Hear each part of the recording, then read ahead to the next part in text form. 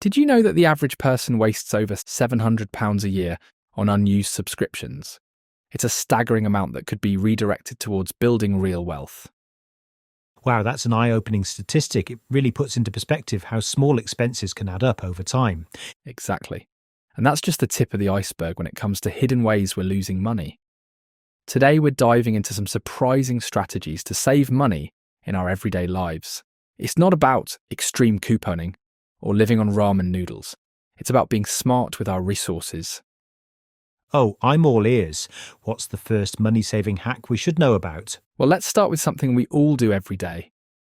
Eating. One clever tip is using apps like Too Good To Go, which lets you buy surplus food from restaurants at discounted prices. You're often looking at 50% off or more. That's brilliant. It's a win-win situation. You save money and help reduce food waste. Are there any other food-related tips we should know about? Absolutely. Cooking in bulk and freezing leftovers is a game changer. Not only does it save money, but it's also a huge time saver. And here's a fun fact. Did you know that ordering one 18-inch pizza actually gives you more pizza than two 12-inch pizzas? No way. That's some pizza math I can get behind. So what about other areas of spending? I'm sure there are plenty of ways we're unknowingly wasting money. Oh, you bet. Let's talk about subscriptions. Remember that statistic I mentioned earlier? Well, one way to combat this is by doing a regular audit of your subscriptions. Many people are paying for services they barely use. That's a good point. I should probably take a look at my own subscriptions. Any other tips for cutting down on unnecessary expenses? Well, here's an interesting one. Rethinking Amazon Prime. You know, it's easy to assume it's always the best deal, but that's not necessarily true. Often, you can combine purchases to meet the free shipping threshold without paying for Prime. That's actually pretty surprising. I've always thought of Prime as a no-brainer. What about other shopping habits? Any tips there? Absolutely. One key strategy is being selective about where you shop. Just because something's on sale doesn't mean it's a good deal. It pays to compare prices and stay vigilant. And here's another tip. Try buying generic or store brand products. They're often just as good as name brands, but come at a fraction of the price.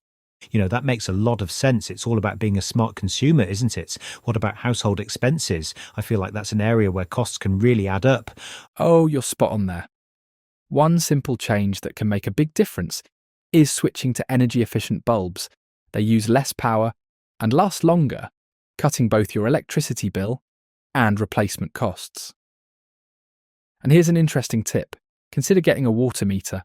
For some households, it can lower bills significantly. Wow, I had no idea about the water meter. Are there any other household hacks we should know about? Well, here's one that might surprise you. Insulating your home isn't just about staying warm. It's a key strategy for lowering your heating costs. And if possible, take advantage of nighttime energy tariffs for things like laundry or charging electronics. That's really clever. It's amazing how these small changes can add up over time. What about transportation? That's a big expense for many people. Absolutely.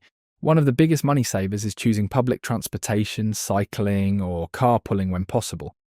Not only does it save money on fuel and parking, but it's also better for the environment. And for those times when you do need to drive, avoid motorway service stations for petrol. They tend to charge a lot more than other stations. Those are great tips. You know, all this talk about saving money reminds me of something important. It's not just about spending less, it's about spending smarter. Exactly. That's the key takeaway here. It's about being mindful of our resources and making conscious choices.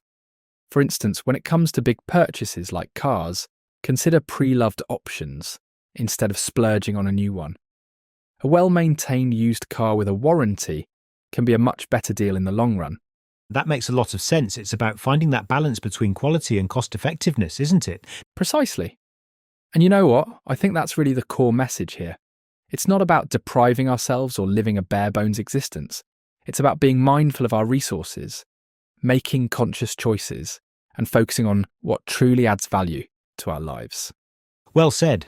As we wrap up, what would you say are the key takeaways from our discussion today? Great question. I'd say the main points are, first, be aware of hidden costs like unused subscriptions.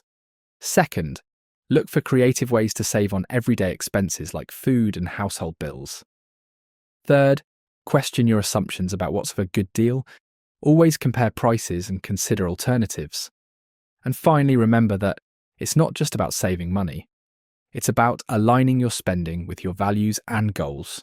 Those are excellent points, and I think it's worth emphasizing that this approach to money management isn't about restriction, it's about freedom. When we're more intentional with our spending, we have more resources to put towards the things that truly matter to us. Absolutely. It's about building a life that's not just financially secure, but truly fulfilling. And remember, folks, financial fitness isn't about perfection. It's about progress.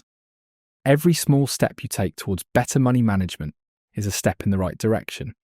We hope this discussion has given our listeners some practical strategies to start saving money in their everyday lives. Thanks for joining us, everyone. Until next time, keep those piggy banks happy and your wallets a little fuller.